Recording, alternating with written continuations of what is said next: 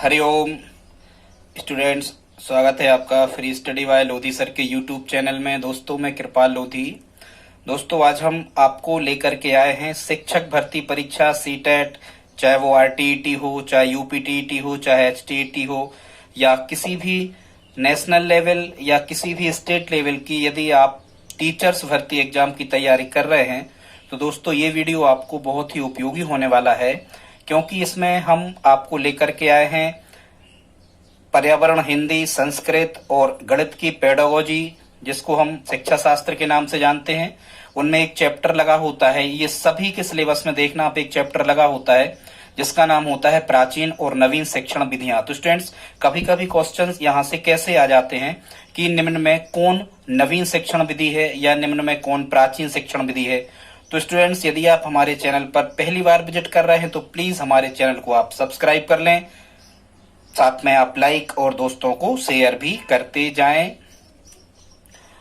तो स्टूडेंट्स, आइए देखते हैं शिक्षण की प्राचीन और नवीन विधियां।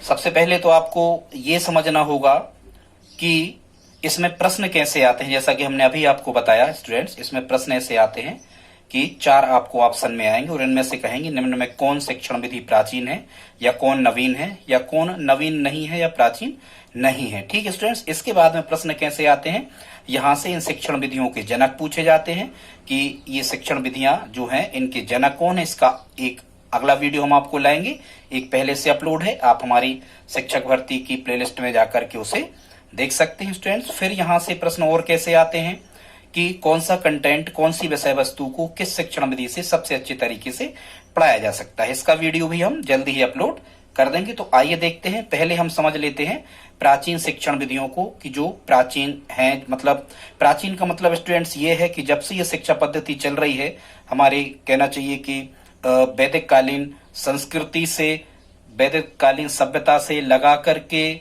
और गुरुकुल शिक्षा पद्धति का पूरा सिस्टम और अंग्रेजों की शिक्षा पद्धति लगभग आने तक जो शिक्षण विधियां चलती थी उन्हें हम प्राचीन शिक्षण विधियां कहते हैं। और लगभग जो आजादी के बाद जिनका लगभग विकास हुआ है उन्हें हम नवीन शिक्षण विधियां कहते हैं। तो स्टूडेंट्स, आइए देखते हैं प्राचीन विधियां और नवीन विधियों को। तो सबसे पहले हम प्राचीन विधियों के बारे में आपको बताते हैं। तो स्टूडेंट्स, एक चीज तो आपको याद रखना है, प्राचीन का मतलब होता है बहुत पुरानी। तो एक तो विधि है व्याख्यान विधि, या इसी को व्याख्या विधि या भाषण विधि कहते हैं।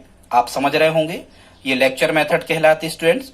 तो इसका तो आपको पता ही होगा कि ये शिक्षक केंद्रित विधि है, लेकिन ये सबसे प्राचीन विधियों में से मानी जाती है और सबसे अच्छी विधि यही मानी जाती है। ठीक है, कौन सी? व्याख्यान विधि या भाषण विधि, या इसी को व्याख्या विधि कहते हैं, जिसमें शिक्षक बच्चों को बताता है, मुंह से बोल बोल के उनको सिलेबस पूरा करवाता है, समझाता है। ठीक है, तो ये तो आपको पता ही होगा, ये तो बहुत पुराने समय से चल रही व्याख्यान विधि। जब कोई साधन संसाधन नहीं थे तो आप समझ जाओगे कि व्याख्यान विधि या भाषण या संभाषण या फिर व्याख्या विधि, लेक्चर मेथड, ये प्राचीन विधियों में है। फिर हम चलते हैं पाठशाला विधि, गुरुकुल विधि, पांडित्य विधि या व्याकरण विधि। स्टूडेंट्स, ये पूरी विधियों के एक ही नाम है, जिसमें छात्रों को कुछ व्याकरण संबंधी ज्ञान गुरुकुलों में पंडितों द्वारा या शिक्षकों द्वारा दे दिया जाता था या पाठशालाओं में, और फिर बच्चे उनका उपयोग कर करके उन नए विषय वस्तु को वो सीखते थे। उसे हम पाठशाला, गुरुकुल, पंडित या व्याकरण विधि कहते हैं। स्टूडेंट, जैसा कि आपको पता होगा कि जो व्याकरण है ये आज का विषय नहीं है, ये पाणिनि इसके जनक हैं संस्कृत व्याकरण के। सबसे पहले संस्कृत व्याकरण ही आई। तो व्याकरण शब्द यदि कभी आ जाए तो आप इसे प्राचीन ही कहना, क्योंकि व्याकरण तो हमारे वेदों में तक है। ठीक है, और पंडित जी तो बहुत समय से हैं अपने यहाँ, तो आपको ये भी पता होगा। गुरुकुल पद्धति आ जाए तो ये भी, गुरुकुल तो बहुत पहले होते थे, आजकल स्कूल है, तो प्राचीन। फिर पाठशालाएं भी कब से चल रही? पाठशालाएं भी बहुत पुराने समय से चल रही। ठीक है स्टूडेंट्स, पाठशाला ही कहते थे, समझ जाओ, जो खपरेल होती थी, खपरे छाए रहते थे जिन पे, मतलब पुराने टाइम के स्कूल, तो आप समझ जाओगे। ठीक है स्टूडेंट्स, फिर हम चलते हैं यहाँ व्याकरण अनुवाद विधि, ये भी प्राचीन विधि है। इसको आप कैसे समझोगे कि व्याकरण अनुवाद विधि प्राचीन विधि है? व्याकरण शब्द आ जाए स्टूडेंट तो आप पाणिनि से जोड़ना हो। पाणिनि बहुत पुराने, सबसे पहले व्याकरण आचार्य हैं पाणिनि, तो ऐसे आपको याद आ सकता है कि प्राचीन विधि होगी। फिर हम चलते हैं मौखिक विधि। मौखिक विधि स्टूडेंट्स इस व्याख्यान विधि का ही दूसरा नाम है मौखिक विधि, तो ये भी प्राचीन में आएगी, आप समझ रहे होंगे। फिर सूत्र विधि, ये स्टूडेंट सूत्र विधि आप कैसे याद रखोगे कि सूत्र, ये जो हम श्रीधराचार्य सूत्र वगैरह या वर्तमान समय में हम जितने भी सूत्रों को पढ़ते हैं, लगभग के लगभग सभी सूत्र हमारी वैदिक सभ्यता में बन चुके थे। जो इसके ज्ञाता ऋषि मुनि थे, उनने बहुत प्राचीन काल में ये सूत्र बना लिए थे। या हम कहें कि जैसे व्याकरण है, तो ये व्याकरण विधि की ही तो एक प्रविधि है। प्रविधि मतलब उस विधि में मदद करने वाली। तो ये जो सूत्र है, ये बहुत समय से चले आ रहे हैं सूत्र।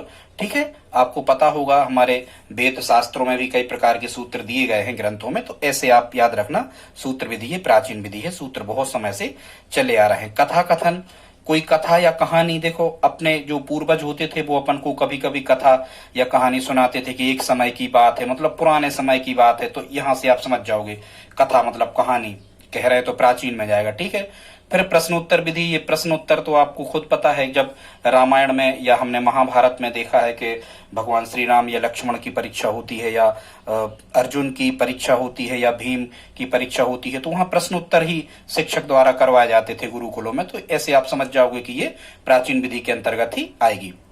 पर हम देख लेते हैं बेसिक शिक्षा पद्धति। स्टूडेंट्स, ये जो बेसिक शिक्षा पद्धति है, इसे हम बुनियादी शिक्षा पद्धति भी कहते हैं। ये गांधी जी इसके जनक हैं बेसिक शिक्षा पद्धति के। इसे बुनियादी शिक्षा पद्धति या आधारभूत शिक्षा पद्धति भी कहते हैं। इसे क्राफ्ट एजुकेशन भी कहते हैं, और हिंदी में इसे कहते हैं करके सीखना। तो ये करके सीखना, ये तो हमारे यहाँ बहुत समय से ये सिस्टम चला रहा। जैसे धनुष बाण वगैरह की, तलवारबाजी की शिक्षा, ये करके ही तो बच्चों को सिखाते थे हमारे प्राचीन ऋषि मुनि। तो ऐसे आप याद रख सकते हो कि बेसिक शिक्षा प्रणाली आ जाए, बुनियादी, आधारभूत, क्राफ्ट एजुकेशन या करके सीखना वाली विधि, तो ये सभी प्राचीन शिक्षण विधियों में आएंगी। फिर हम चलते हैं तो डाल्टन विधि, ये मिस हेलेन पार्कहर्स्ट डाल्टन विधि। चूंकि ये डाल्टन विधि एक प्रकार की खेल विधि है। वैसे ही आपको पता है कि अपने यहाँ आजकल तो तेल की पूरियां बनने लगी है, डालडा की पूरियां बहुत समय पहले बनती थी, लोग बड़े शौक से खाते, तो बहुत समय पहले डालडा की पूरियां बनती थी। तो ये प्राचीन विधि में आ जाएगी, ऐसे आप याद रखना। फिर आगे हम चलते हैं तो वाद विवाद विधि। ठीक है, तो ये वाद विवाद तो रावण और राम का भी हुआ, वाद विवाद तो कौरव पांडवों का भी हुआ, ये वाद विवाद विधि। तो ये शिक्षण की विधियां आप ध्यान में रखना, ये पुराने में चली जाएगी वाद विवाद विधि। ठीक, आज हम केवल इतनी सीख रहे स्टूडेंट्स कि कौन सी प्राचीन है कौन सी नहीं, बस। फिर इन विधियों को हम अगले किसी वीडियो में एक एक करके आपको समझा देंगे। फिर स्टूडेंट्स, यदि कभी एक साथ प्रश्न आता है, एक साथ लिखा रहता है, यदि आगमन निगमन एक साथ, समझना ये अलग से विधि है आगमन निगमन, यदि एक साथ लिखा है तो ये प्राचीन में आती है। ठीक है, फिर नवीन जब ये निकल के आई विधियां, इन पर जब हमारे जो साइकोलॉजिस्ट थे या जो शिक्षाविद थे, उनने जब इन पर बहुत ध्यान दिया इन विधियों पर, तो फिर ये सुकरात, प्लूटो वगैरह, अरस्तु, तो फिर ये जो विधियां थी आगमन निगमन, इनको फिर अलग अलग कर दिया गया।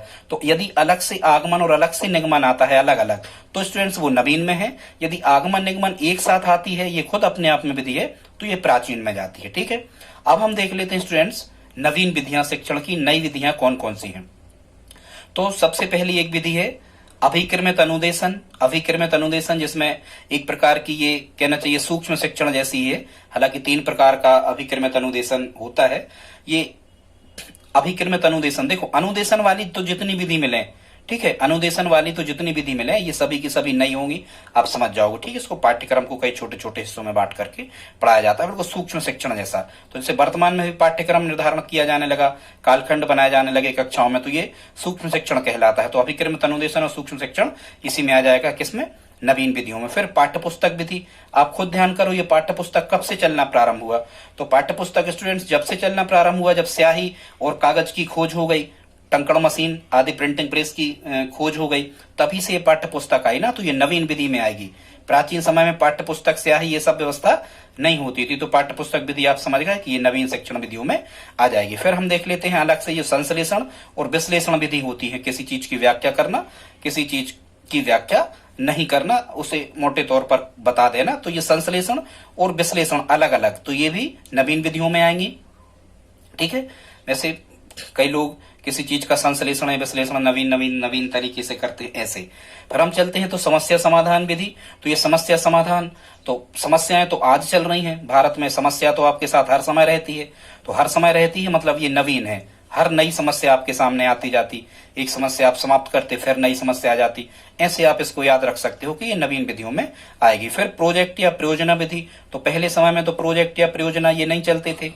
ठीक है, ये छात्रों को कोई भी काम दे देना, कोई भी कार्य शिक्षक द्वारा सौंप देना, वो बना करके लाएंगे विद्यालय में, शिक्षक मार्गदर्शक ही रहेगा केवल, ये इस टाइप का। तो ये प्रोजेक्ट वर्तमान में कार्ड सीट वगैरह पे बनाए जाने लगे ना, ये पहले ये कार्ड सीट वगैरह और ये इतने साधन संसाधन नहीं थे, तो ये प्रोजेक्ट या परियोजना विधि नवीन शिक्षण विधियों में आ जाएगी।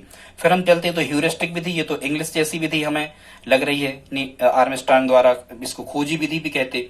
तो प्राचीन काल में तो ये खोजी विधि नहीं थी, वर्तमान में ह्यूरिस्टिक, स्टिक मतलब छड़ी, कुछ लोग नई नई छड़ी खरीदते ना, कुछ जो छड़ी को लेकर के चलते, ऐसे आप याद रख लेना कि ह्यूरिस्टिक विधि ये नवीन विधियों में। दल शिक्षण, सीधे सीधे 8-10 बच्चों को एक साथ पढ़ा देना, ठीक है, उसमें मुखिया बना देना तो ये प्राचीन काल में नहीं चलता था, दल शिक्षण भी नवीन विधियों में आ जाएगा, ठीक है। क्योंकि पहले तो ये राजनीतिक दल वगैरह नहीं होते थे, राजनीतिक दल आप ले लो, इसको समझ जाओ, तो पहले तो दल नहीं होते थे, राजा महाराजाओं का ही शासन चलता था, प्रजातंत्र जैसा कुछ नहीं था। ये दल नवीन समय में बने, वर्तमान समय में तो ऐसे आप याद रख सकते हो, दल शिक्षण विधि आ जाए तो नवीन में जाएगी। फिर पर्यवेक्षण विधि, पर्यवेक्षण विधि ये भी नवीन में है, शिक्षक निरीक्षण करता रहता है, केवल बच्चे कार्य करते हैं। पर्यवेक्षण विधि ऐसा पहले नहीं होता था, तो पर्यवेक्षण विधि भी नवीन विधि में आती है। या आप कहो कि नवीन तरीके से जो परीक्षा होती है, आपने देखा होगा वहां परीक्षा कक्ष में पर्यवेक्षक मतलब शिक्षक इधर उधर घूमते रहते, निरीक्षण करते रहते, कोई नकल आदि तो नहीं कर रहा। तो ये आजकल ऐसा होता है, पर्यवेक्षक की ड्यूटी लगती है, तो ऐसे आप याद रख सकते हो, ये आजकल होता है, मतलब ये नवीन विधि हो गई। फिर स्टूडेंट्स हमने अभी आपको बताया यदि आगमन और निगमन अलग अलग आ जाए तो ये नवीन में आएंगी। फिर मूल्यांकन विधि, पहले मूल्यांकन होता था तो इस प्रकार से नहीं होता था लिखित वगैरह में, आजकल मूल्यांकन जो होता है ये अंकों का होता है। पहले तो होता था मूल्यों का, लेकिन वर्तमान समय में काय का होता है, अंकों का, अंकन करना, ठीक है, मतलब उनके मूल्यों का अंकन करना। तो मूल्यांकन आज के समय में होता है, अपनी कापियां वगैरह जचती हैं, तो ऐसे आप याद रख सकते हो, ये नवीन शिक्षण विधि के अंतर्गत आएगा। फिर हम चलते हैं पंचपदी विधि, तो ये हर वर्ष की पंचपदी विधि है, मतलब जो हम दैनंदिनी वगैरह जो डायरी बनाते हैं प्रत्येक दिन, स्कूल में हमें क्या पढ़ाना है, कैसे पढ़ाना है, ठीक है, इसकी पूर्व जो हम व्यवस्था तैयार करते हैं, पूर्व ज्ञान से जोड़ के बच्चों को जो बताते हैं, एक सीक्वेंस में बताते हैं, उसको हर्वर्ट ने पंचपदी शिक्षा पद्धति कहा है, ठीक है। तो ये पंचपदी शिक्षा पद्धति हर्वर्ट की, ये चूंकि इंग्लिश नाम जैसा हमें लग रहा, तो ये पंचपदी भी कहाँ आएगी, ये नवीन शिक्षण विधि में आ जाएगी, ठीक है स्टूडेंट्स। फिर केवल डाल्टन हमें प्राचीन में कहना है। फिर ये मॉन्टेसरी विधि, ये भी एक प्रकार की खेल विधि है, और ये किंडरगार्टन विधि, ये भी एक प्रकार की खेल विधि है। तो केवल डालडा के पुराने टीन हमें नहीं खरीदना है, तो डाल्टन विधि बस पुराने में आएगी, प्राचीन में आएगी, बाकी ये मॉन्टेसरी, किंडरगार्टन और खेल विधि यदि ऐसे कुछ आ जाए तो ये सब नई शिक्षण विधियों में आती है, ठीक है। फिर आते हैं हम संप्रेषण उपागम, मतलब जितने भी संप्रेषण उपागम विधि है, मतलब किसी भी मान के चलो एपीस्कोप है, एपीडायस्कोप है, ठीक है, जादू की लैंटर्न वगैरह, या कंप्यूटर है, या एलईडी एलसीडी वगैरह, मतलब जितने भी कहना चाहिए संप्रेषण करने के जितने भी नवीन साधन से संबंधित या कंप्यूटर से संबंधित जितनी भी विधियां हैं स्टूडेंट्स, उनको हम नवीन विधियों में रखते हैं। यदि नवीन विधि का ऑप्शन नहीं आता है तो जितनी भी इलेक्ट्रॉनिक या प्रौद्योगिकी या टेक्नोलॉजी से रिलेटेड, मतलब जिनमें किसी न किसी प्रकार के उपकरण का उपयोग होता है स्टूडेंट्स, ऐसी विधि नवीनतम में आ जाती है। ध्यान रखना, अलग से हम बता रहे हैं, यहाँ लिखा नहीं, नवीनतम में आ जाती है। कौन? प्रौद्योगिकी या जिनमें इलेक्ट्रॉनिक उपकरण का उपयोग हो रहा होता है, वो नवीनतम में आ जाती है। तो स्टूडेंट्स ठीक है, शिक्षक भर्ती परीक्षा, पर्यावरण, हिंदी, संस्कृत, गणित की पेडागोजी के लिए आप हमारे चैनल को सब्सक्राइब कर सकते हैं। Free study bye Lodhi sir. Students यदि आप हमारी मदद करना चाहते हैं तो प्लीज हमारे इस वीडियो को अधिक से अधिक आप दोस्तों के साथ में या स्टडी ग्रुप में इसको शेयर करके आप हमारी हेल्प कर सकते हैं, क्योंकि आपको बहुत अधिक मटेरियल संक्षिप्त में शिक्षक भर्ती परीक्षा का हमारे इस चैनल के माध्यम से उपलब्ध करवाया जा रहा है। ठीक है दोस्तों, मिलते हैं अगली वीडियो में। धन्यवाद।